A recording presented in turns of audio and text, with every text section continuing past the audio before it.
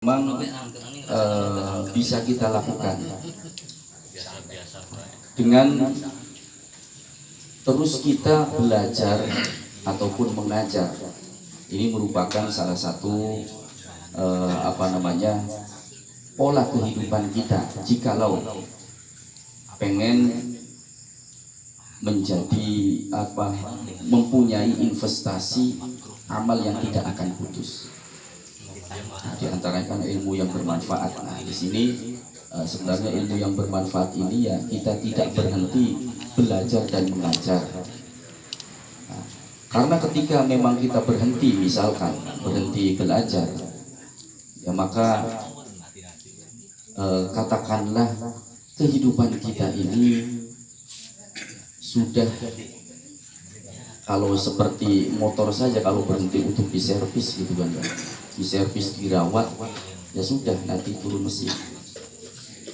Kehidupan kita bahkan secara kasar, dulu Kang Ayibmu itu mengatakan ketika seorang berhenti belajar, ya maka akan menjadi sampah masyarakat. Nah, ini betapa pentingnya nilai terus belajar ini yang mendorong kita terus muhasabah dengan apa yang kita lakukan.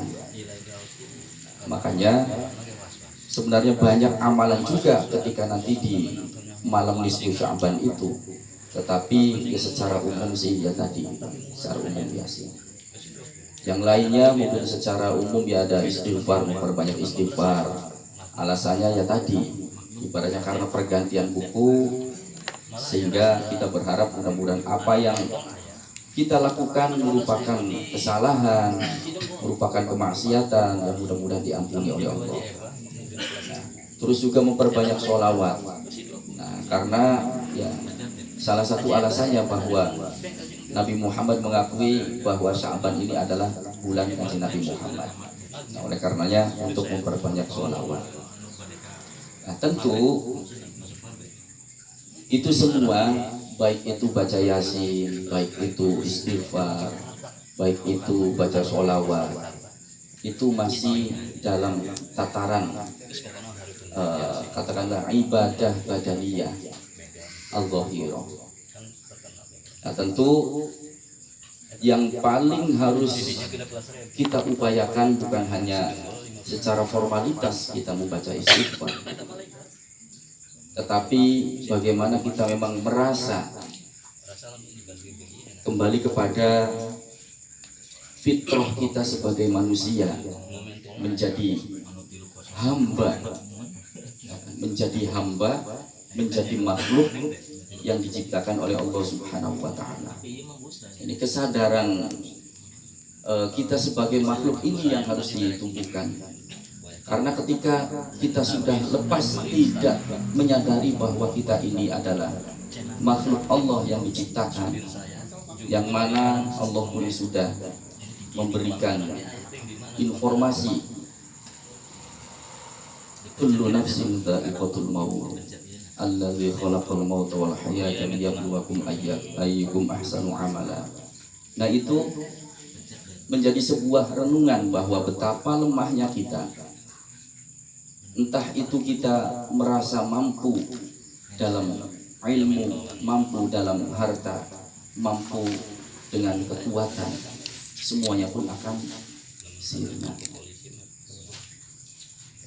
Contoh ya sudah banyak yang membuat kita sadar bahwa jasmani ini ya tentu akan rusak.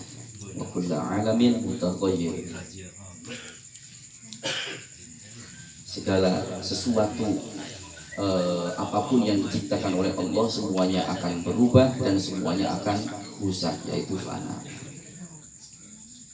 Nah, oleh karenanya banyak kesadaran yang harus ditumbuhkan, di antaranya ketika kita setiap melakukan sesuatu itu kan, kalau orang dulu selalu menganjurkan diawali dengan bismillah, bismillahirrahmanirrahim.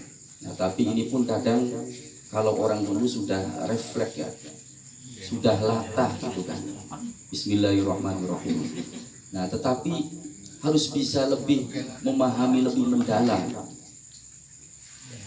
kemarin saya tidak mengikuti kajian dari Kiai Haji Hussein Muhammad, tetapi saya zaman modern ini ya Bu, artinya bisa melihat live-nya gitu kan, meskipun hanya sebentar poin-poin pentingnya saja. Di antaranya memang kenapa tadi di awal kita harus terus belajar. Karena memahami sesuatu itu tentu ada tingkatannya. Contoh memahami Al-Quran.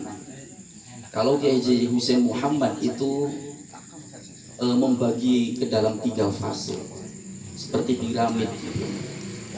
Pertama itu pemahamannya orang awam. Ya, mungkin pemahamannya orang awam ya paling mentok-mentoknya hanya bisa memahami terjemahan saja, ya, tidak masuk ke sampai ulumul Quran, belum